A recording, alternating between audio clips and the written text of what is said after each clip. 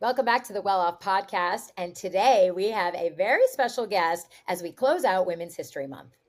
Gina, we have a journalism icon, someone that has been trapped in a small space with a president, someone that has met celebrities, covered news stories, had her own news to cover. And you're never going to believe who picked her up to go to a dance in college. You'll have to listen to find out.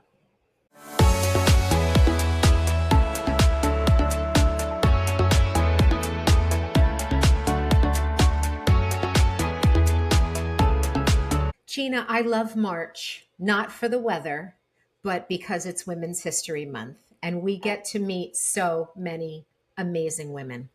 I know. And we have had quite the lineup for this March, and we are rounding out Women's History Month with a very special guest. I'm very excited. I know. We have a phenom here today. We're not going to say legend because our guest thinks that makes her sound old, which is the furthest thing from the truth. We ladies are ageless and timeless, but we have a true legend, but I'm going to call her a phenom in studio today. We have Kim Carrigan, who is currently the host of the Carrigan Company podcast. But our listeners know that Kim has done far more than that. She's rubbed elbows with presidents. She's skyrocketed ratings of her previous morning show. She's amazing, a beautiful soul inside and out. Kim, welcome to the Welloff podcast. You guys, I'm going to give you, I don't know, maybe 20 minutes to stop that. Sorry, we're fangirling right now, Kim. I'm so sorry. It's lovely to be here. Thank you so much for inviting me, and what a great month to be with you. I really appreciate that. Yes. It is. And for the rare listener who does not know who Kim Carrigan is, can you please, for the sake of their learning, enlighten us as to who you are, what have you done, and why we love you and why you're here? Well, that's so kind of you. Let me back way up because I think this has a lot to do with some of the wonderful things that have happened to me in my life. But I was born and raised in the Midwest, so I'm a Midwestern girl at heart. I married a Midwestern guy, and so we took sort of that sensibility with us as we started along a life journey, which has been really terrific. I came from the Midwest out to Boston, where I, after studying journalism and spending a number of years in the Midwest as a television news anchor, I came to Boston to anchor the 5, 6, and 11 p.m. news on the NBC affiliate at that time. I was there for about 9.5 years. I jumped across town. I was with CBS for a number of years, and then I ended my television career in Boston for another 9.5 years on Fox, and I did a morning show, which was, when I look back at my TV career, there was a lot of really wonderful things that happened, but that 9.5 years on that morning show was the highlight for sure. And there's many stories to be had, from many of which I will not share, but many that were really terrific. I left there and then I went on to radio, and I did local radio here. And now I'm the host of a podcast. I still have a radio show here locally. In between, I've worked for Bloomberg, so I did business for a while. So I've had quite the journalism career. I've been very, very blessed. Yeah, you absolutely have. And you were like Boston News for like 15 years, so you were the go-to and the ultimate. And you've had, you mentioned you've had a lot of challenges and ups and downs. Talk to us about some of the challenges. There's a story out there that you were let go when you were 8 months pregnant. Yeah, that's a true story. And I'll tell you, Gina, the funny thing about that is it took me a long, long time to talk about that publicly, primarily because I just didn't air a lot of my personal life while I was in the public eye like that, at that kind of concentration. I also didn't want my kids exposed to a lot of things. But I have, in the last couple of years, decided that that's a story that's worth telling, because I think there's a lot of women who can really relate to that story. I was brought to Boston to do 5, 6, and 11 at the NBC affiliate, as I mentioned, and we had enormous success. We were part of the must-see TV NBC era, which certainly helped us. But I was sitting next to some really terrific co-anchors, and we had a great staff, and we were young and vivacious and excited and hungry.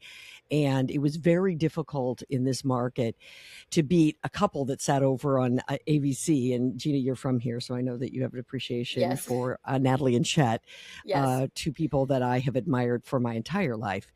And so our goal was always to try to beat Natalie and Chet, which was many anchor teams' goals, I can assure you. But we had the great pleasure of having moments when we could beat them. They were always just somebody to aspire to be. And to this day, Natalie is someone who's really terrific. But I had my first baby, and I was pregnant with my second, and I was let go. And I was 8 months pregnant, and ratings were really, really good. And there wasn't a whole lot of reason except that I was pregnant. Wow. So I left. It turned out that, the New York Times wrote about the story because there wasn't a whole lot of reason for it to happen except one thing, that I was pregnant. And eventually I received cease and desist and a payout to be quiet and to go. So, wow. Yeah. Wow. And sadly, we know from stories like yours that was not uncommon. But I like to believe, and I hope you agree, that women like you have paved the way and changed things for a new generation of women. Well, I certainly hope that's the case. I know there was a full generation of women who paved the way for me. And I have respect for those women, and I appreciate them more than I can ever say. Unfortunately, there's a lot of them I can never tell. One of them happens to be Natalie Jacobson, who was a woman she was a woman right here in Boston who was incredible. And I have had the great pleasure of being able to tell her how much I admired her for so many years. But I do hope that, my generation of women proved that we can be very effective career women and still have a personal life. And I tell young women all the time to this day, you can do it all, and you won't do it all really well, but you have to compartmentalize. And at times, some things need your attention more than others. So you can do that well when you need to, and then you focus and you change your focus. That was always my goal. That's what I did. And the fact that Channel 7 here, the NBC affiliate, pulled the rug out from under me was still never really clear what I possibly could have done that would have made them do that, except that they just didn't want this woman with a second baby. It blows my mind that even was a thing. And then now if that were to happen, forget about it, Right. Right. So, right. But, it's great, it's great that like we have come to that, where now we are really you and so many people like you are paving the way for women with this mentality. But I just think it's really wonderful that you're being such a pioneer for women. And, Tara and I on the show, that's who we are too. 100%. You're so right. Well, I will tell you something. I'm also a really big believer that the universe works in your favor if you work with the universe. And at the time, I couldn't believe it was happening, and it was sort of like a whirlwind because I was 8 months pregnant, and I had a baby then that, because of my emotions, was trying to come to the world a little too early, and I had agents taking care of things and people trying to handle things and whatever. And in retrospect, that was the greatest thing that happened to me because it catapulted me on to some other really great jobs with some really great experiences alongside some really fabulous people. So it was meant to be. There's no two ways about it. And maybe it was meant to be also so that I would have that opportunity to be a role model for others, to sort of guide others through those lousy times. Sure. I'm a firm believer in that too, Kim, that, when horrible things happen, we, can get very down, but they're not really happening to us. They're happening for us because very often amazing things sprout out of the ashes, let's say. Yeah. Right. Well, if it happens to you often enough, I think you have to start to believe that. I realize that first time or two is not easy. For sure. So, where are some of our experiences? And your professional life is so impressive, and you've met so many incredible people. So what do you kind of define as those like hallmark moments on the timeline of your life? Like what are maybe some of the news stories you covered or people that you met that really pivoted things for you? I'm asked this pretty frequently, and gosh, there's so many moments. And my husband has always said to me, Kim, you should write a book. I'm like, sweetheart, I can't remember a third of what has happened at this point. That's the problem here. Yeah. But I will tell you that one of the things that stands out to me, one of my very first stories that I really, really remember, I started my career out in the Midwest, and I worked in Des Moines, Iowa at WHO TV. And I worked there during the first Gulf War. And I was an anchor, but I was sent out because it was all hands on deck, of course, when that war broke out. And I was young, and I was sent out to cover a family sending their son away to war. And I went to their home the night before, and I met the family and this young man who was 18 years old, by the way. And at the time, that seemed young to me. Now I look at that and I think I cannot believe that family, and for that matter, so many families to this day, today, as we speak in March, who are doing the exact same thing, sending their 18-year-old away. But I was with them, and then I met them again the next morning when they put him on that bus to go. And he was up against the window, and they were standing to my right. And I will never forget that moment as long as I live. And I had only known him for a few hours. And I know how emotional I felt about him going. And I just couldn't fathom being there in their shoes, not knowing if they would ever lay eyes on him again. Wow. It's a story that impacted me then, and it has forever. And I've felt very strongly about our military and our veterans and what we can do.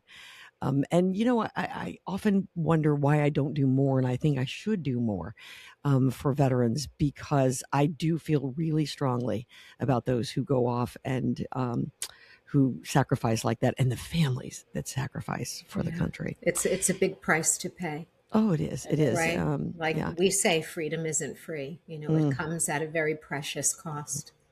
For one day, if we could just all walk in their shoes, just one day, I think we would all feel really strongly and differently. But then I've had some really fabulous experiences not that wasn't a fabulous experience, but it shaped a lot of my life. But I've had some really crazy experiences too, as you can only imagine. I was locked in an airlock. What? with President Bill Clinton once. Oh my goodness. Which is an insane story to this day. He came in one direction, I came in the other. His Secret Service thought that the doors were locked, and he was in a hallway with the doors locked, and they were going to keep him there until they were ready for him. So they opened that door just as I opened the other one on the other side, and both of us walked in, and we both stood there, and I was shocked. Oh my God. He was in the building, and I was there to cover it. And I was going to where I thought my crew was in a different place, and I thought that's where I was supposed to go. And then the two of us were locked in. For how long? So we spent about 20 minutes. Oh my God. So, and I always say, it's etched in my mind. He was in Des Moines, Iowa for flooding, and it was catastrophic flooding, and much of Iowa was under water. And so farmers, it was in the middle of the summer, and so their crops were under water, and he was there to talk about what he could do for these farmers who were losing everything. And so he was in a pair of Wrangler jeans. I remember it just like it was yesterday. And he had a Band-Aid on his finger, and he had pins in his pocket, like he should have had a protector, kind of thing. Yeah. Oh my God. So when he was not in front of a microphone, he had a very thick Southern draw, which changed when he stepped in front of a microphone, even changed there when he stepped in front of the microphone. But he was actually quite pleasant. Mm-hmm. And it was, the whole time I just kept standing there thinking, I cannot believe that I'm here with the leader of the free world, and the Secret Service doesn't even know. Oh my God! Wait, was this pre or post Monica Lewinsky era? This would have been post, I'm sure. Little did he know that just a few years later, I'd be standing on the White House lawn, reporting on that from top to bottom for so funny. for many days. So, and you've also come into contact with Barbara Bush. I have. Again, when I was working in Des Moines, they were running for office against the Clintons. And of course, there was the Iowa caucuses. Yeah. So just before the Iowa caucuses, I was invited with a crew to come to the White House to spend the day with her. So we flew to Washington, and we met her in Maryland at a school. She was reading to school children. And from there, we followed the motorcade back to the White House and sat down with her and interviewed with her for a long period of time. And she got up, we were going to stay. And then in the afternoon, she was going to be hosting a reception in the White House. And she got up to leave, and she turned back around and she said to me, "Are you hungry?" And I said, "Well, sure, yeah." She said, "Well, tell the crew to put their stuff down and come and join me upstairs." So I'm the only person I know. I actually went to the living quarters upstairs, had a tuna fish sandwich with the First Lady. She made it, by the way. Oh my God. Yeah. How cool. Yeah. Oh my God. Yeah, isn't that crazy? So, and the whole time I kept thinking, is someone kidding that this is happening to me? That's like some real, like, you kind of sit and like, oh my God, this is like really like holy shit moments, I mean, honestly, to this day, I still got, because everybody's reaction to it is the same, because I've never met someone else who said, "Oh, well, I've been there too." Nope. I've never met anyone else. It's crazy. Yeah. I love that. And it's important for us to hear things like that, Kim, just anecdotally, because we have this perception that people in positions like that aren't actually people. So to some degree. And I love that just hearing human interest bits about people that we idolize or we see in the news. So what a cool story. Yeah, it was fun. It's a fun one. And one more cool story. You also have a story that you went to a dance with Brad Pitt. Is that right? I don't know how you know that. You can thank David for that. Okay. All right. Although I do have to tell you, I think that may have been written in the newspaper here once. So I went to college with Brad Pitt. Okay. I didn't know he went to college. Not that I don't think he's bright, but I guess I never read that anywhere. Yeah. So I went to college with him, and he is 2 years younger than I am. And he was in a fraternity, and I was in a sorority. We went to the University of Missouri, and that's a great big school there. And sorority, the Greek life there is still very strong. And so I was attending something, and it was at his fraternity, and they sent a pledge for me to pick me up and to bring me over to the house and whatever.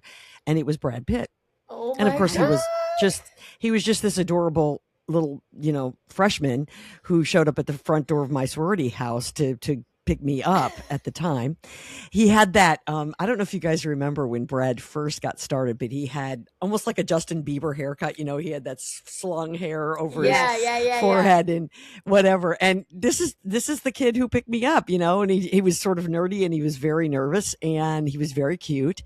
And then he had to be my escort for the whole evening. So he, took me, blah, blah, blah, and we sat together, and but I mean, he was just this theater kid who just was cute as he could be. And that was that. And to be honest with you, I didn't see Brad a lot more when I was in school.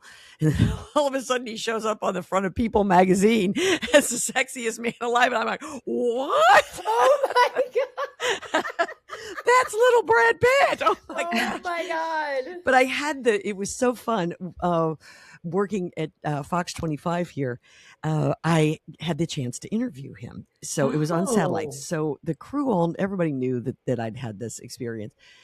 So they flip the satellite on, and there he is. And I said to the crew, before we get started, Brad, I just want to let you know, this is Kim Gilder. And it was dead silent for a second. And all of a sudden he goes, "You gotta be kidding me." Oh my God. No. And then in my earpiece, the crew in the control room, I could hear they're just going nuts because and then he says, stop this for a second, Kim. And so we had about, 5 or 6 minute conversation until the producers said, "You got to go. You're backing us up on the satellite times." But he did not realize that, I was Kim Carrigan and was here in Boston and so on and so forth. Amazing. So I love stories like that. And what a small world, right? And Seriously. how you then reconnected after that. Yeah, so it was great fun. Yeah. So Kim, it's Women's History Month, and we love celebrating this because we are women, we're women for women. We love to highlight women on our podcast. And I'm so curious to hear from you. What makes us so special? Well, I'll tell you what. I think because we, as women, most women understand the difference between empathy and sympathy. I just had this conversation a few weeks ago on my podcast with a former football player, a former Patriot, who said the same thing about coaches. But I had in my life said this many times. I think women understand what it means to be empathetic, to have had experiences that other people have had, and to be able to say, "I know how you feel, and I get it, and it's okay that you feel that way." And then we also have sympathy, who we can say, I don't know how you feel, but I am so sorry you are going through this. I am so sorry that this is what's happening to you. And I think for most women, it's genuine. And I think it makes us different from men. Men don't necessarily have both. Some men don't have either. Yeah, I was going to say, some don't have either one of them. So, right. So I think it makes us very different. I think it's what makes us nurturers because of it. But I also think that we are tough. We are resilient. Women get, Terry, you said it earlier, that, sometimes we're going to get drugged through the mud. And if we don't get up and we don't keep moving, there's not going to be a lot of people there to pull us out. So I think those are the things that make us different and special. It's a great answer. Yeah. I love it. We are still in the dead of winter, but you can make your home feel like a haven of love and care, Tara, with our Cozy Earth products. I love Cozy Earth. These products, Gina, they bring a little bit of indulgence into everyday life. And I now look forward to the end of the day where I sit on the couch in front of the fireplace. I grab my bubble cuddle blanket, and my dogs actually now wait for me to do this. They wait for me. True story. And as soon as I pull it on me, they snuggle up, and it feels like the ultimate comfort, a big hug, especially now in the season of love. Yeah, their products are very high quality, very comfort. They rival any brand out there. They have a lasting impact. It's like a piece of luxury, like whether you're on the go, whether you're at home, it's just everywhere I go, whether it's my pajamas, my sheets, my blanket, Cozy Earth is just my go-to. I agree. And I recently, during the holiday season, gifted bubble cuddle blankets to people I love, and they love them and they feel special. I love that. And so you can use our code Cozy Welloff, and you can get 20% off your order. So please go check it out at cozyearth.com. If you do a post-purchase survey, please don't forget that you heard about Cozy Earth on the Welloff podcast. Yes, and celebrate everyday love with comfort that makes the little moments count at cozyearth.com. And how do you feel I don't want to use the word survive. That sounds so dramatic, but in the cutthroat world, right, of journalism, especially at your level, what do you think women do differently than men in that space? I think women make a mistake if they run around and say that they're being treated differently than men. I think in some cases women have thought they had to be treated differently than men, and men don't understand that. So I think as a woman in a cutthroat world, and it's not just the world that I live in, it's everybody's world. Sure. Terry, you're a doctor, and I know, Ginny, that you have worked in the world of sales, and which I just shake my head. And I think we just have to be better. I think we have to recognize that. And I realize that that's a lot of pressure on women. I have a daughter. She's almost 25 years old. I tell her all the time, sweetheart, don't look around you. Just be better. Just be better. And you'll benefit from that. Don't worry about what they're doing. So I think that's how you survive that cutthroat world. I really do. There are some things that happen in that world, and you have to turn to others for help. There's no two ways about that. But in general, I think women just have to be better. Is it fair? No, it's not. Right. But you know what? Life's not fair. But in the end, do you know you were better? Oh, you bet you do. Yes. Put your big girl panties on. That's what I say all the time. You bet. You bet. I can't tell you how many days I've gone in and said, all right, pull them up again. That is too funny. So in kind of going back to your career, in the cutthroat world, you started in TV and broadcast and journalism, then you kind of pivoted into radio, and now you have the podcast, Carrigan Company. Tell us about your transitions and how, a lot of times people will say, I went to school for this and this is what I'm doing and I can't do anything else. And we try to talk about that. That's not the case. So talk to us about your journey through the different parts of your career. Well, I'll tell you, I think if we're not flexible in our lives, and that's not just your career, but that's in life as, general, you end up on the sidelines and you end up, sitting in your family room at too young an age. So you have to recognize that you have to stay current and you have to stay relevant. My kids have been a really big part of that. When you have 20 somethings in your life, you stay pretty current and pretty relevant. Yes. So I appreciate them. Tara knows that. I know all the slang, Kim. I was just, hey, listen, and music that every other people around me are like, what? How do you know that song, Kim? How do you know that artist? That's right. But so I'm appreciative of them. I never want them to get old for that reason, because then I'll lose that. But I just think that I am a learner. I'm a pretty quick study, which has been a benefit to me as a journalist in my life. And so I think that curiosity and that learning has always helped me to continue to evolve. And then I've had support to evolve. Some people don't have that. I do. I am married to a man that I've been married to for 38 years. We were college sweethearts. Yeah. I mean, he's the greatest thing that ever happened to me before I had my kids. And he's a guy who appreciates women and what they can do. And he has always been a support for me to evolve in ways that I think other people might say, hey, it's time for you to just stop. Enough is enough. And Randy's never, ever, ever said that. And I just don't anticipate he ever will. So, I think, again, I just think that being cognizant of always evolving and changing is really important, which is what has changed my career through time. Yeah. So what is your podcast about? It's a lifestyle podcast. So it's called Carrigan Company because every week I have a different co-host. And the co-host really sort of changes the vibe of the podcast, their interests and who they are, right? So we don't always theme it, but a lot of times it's themed. So, last month we had a one that was about the Patriots, obviously, because of the Patriots' success as the season came to an end. I got to get Drake May on. I was going to say, get him on. During the off season, right? Yeah. But, sometimes we talk about medical issues. Sometimes we talk about Hollywood gossip. We have some really great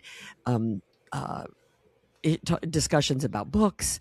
I mean, we really there's only one topic that we do not talk about, and that's politics. There's no political. And I've actually had the former governor of Massachusetts, Charlie Baker, has been a co-host, and the former mayor of Boston, Marty Walsh. I have had a whole lot of people like that, but we don't talk about politics. We talk about other things that are in their lives. Good. So, we have enough of that. You bet we do. Yes, we do. Podcasts for me, and I am following you, are an escape. It's an escape, but it's also, I want to learn something. I want it to enhance my life. And we're saturated with the news of the world, I feel, today. So you're so right. Good for you. Agree with you more. Good for you. So, Kim, we ask everybody on our podcast the same question, and that is, what does Welloff mean to you? Oh, goodness. Welloff, first and foremost in my life, means that my children and my husband and my parents and my sister, my friends are good. And if they're all good, then I'm well off. Welloff through the years has meant support from the people that I love and that I care about, because with their support, I'm well off. And well off has meant reaching out for my dreams and doing the best that I could to achieve them. And I have been lucky enough to have done that. I have more dreams. I'm not finished, that's for sure. Yeah. But I think I'll continue to have that support, and I'll have those people around me so that I can continue to reach for those dreams. So I think if you're someone who's blessed enough to have all of that, then you're well off. Mm-hmm. That is great. Yeah, absolutely. Couldn't agree more. And you're also a very big advocate for health and wellness, as are we. Talk to us a Mm, little bit about your health and wellness journey and how you stay sane with all the things you have going on. yeah. You know, if it be okay, let me just tell you this. My father, I'm blessed. I have my parents. And my father is 86 years old, and he holds weightlifting records in the state of Missouri. Wow. Wow. He is a man who is in the gym 5 days a week. Wow. And we've had to actually set him down and say, this is becoming detrimental. You've got to slow this roll. Mm-hmm. Dad, come on. But I grew up with that in my life. So, you know, I know nothing but trying to be fit and working hard at it. And then when I got into a career that had some visuals associated with it, then I really had to sort of take care of that and do that.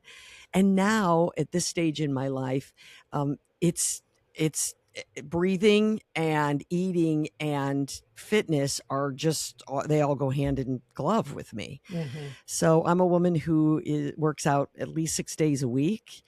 And I truly believe that if I don't, it has a psychological effect first, much more than it does a physical effect for me. Yes, definitely Yes. agree. You know, there's those days when I'm there and I think to myself, oh, I would do anything if I wasn't here. But then I think about how I feel if I don't go. And then I say, nope, I'm just going to do it because Yes. this is better than how I'm going to feel later if I don't do it. But that's for me. It's not for everybody. It's for me, you know.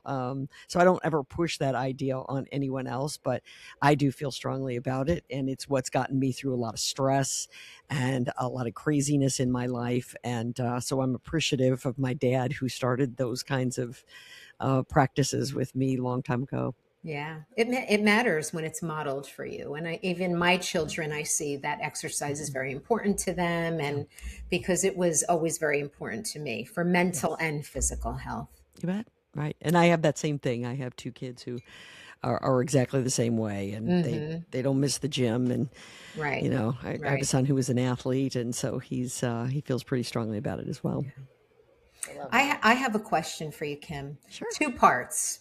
Okay. So, you know, we tend to have more female listeners than male, and it is Women's History Month. So we're going to focus on the ladies today. What advice would you give to a younger woman who's up and coming, whether in your industry or not, that has dreams and doesn't really know how to move towards them? Mhm.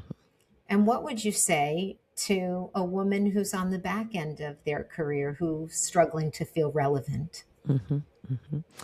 Well, let's start with the young woman. And what I would tell her is doors will close and people will say no. And you have to first be your first strongest advocate. You have to seek out support, but you must be your strongest advocate first and foremost. Don't let someone else's vision of who they think you are cloud your vision of who you believe you are and know you are. And always remember that hard work does pay off. It really does. It may not manifest itself in the way that you thought it would, and it may not pay off as quickly as you thought it would, but it always does. So, you know, stand up for your convictions and set your course and stay on it because you can do it. You can. And seek out support. So that's my advice for a young woman. My advice for someone who's on the other side is to sit down and think about what it is that you've accomplished and be proud of that first and foremost, because I think we always put so much pressure on ourselves to well, what can I do next?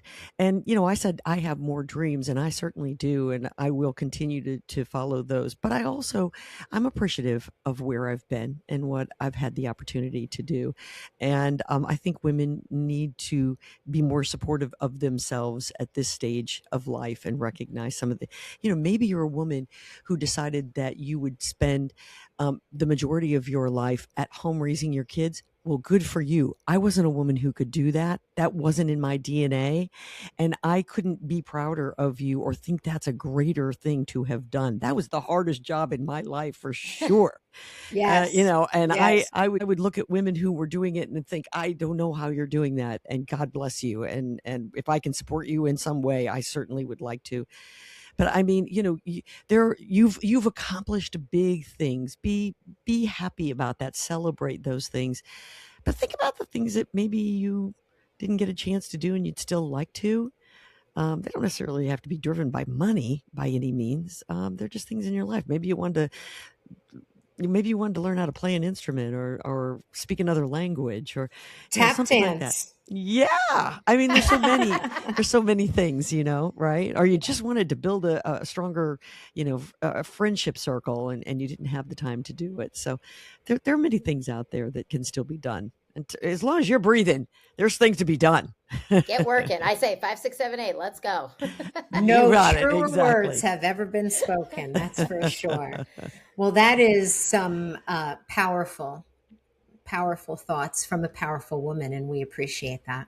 Well, that's nice of you to say. Thank you very much. And I appreciate the two of you. Thank you very much. I know how hard these podcasts can be. No one understands really podcasting. It's a challenge. It's a whole new world. And you guys are doing it so well. So congratulations to both of you. Oh, thank you so much. And how can they listen to your podcast? You can listen to it wherever you get your podcasts, and you can also watch it on YouTube. It goes up visually each week, and it drops every Tuesday. So.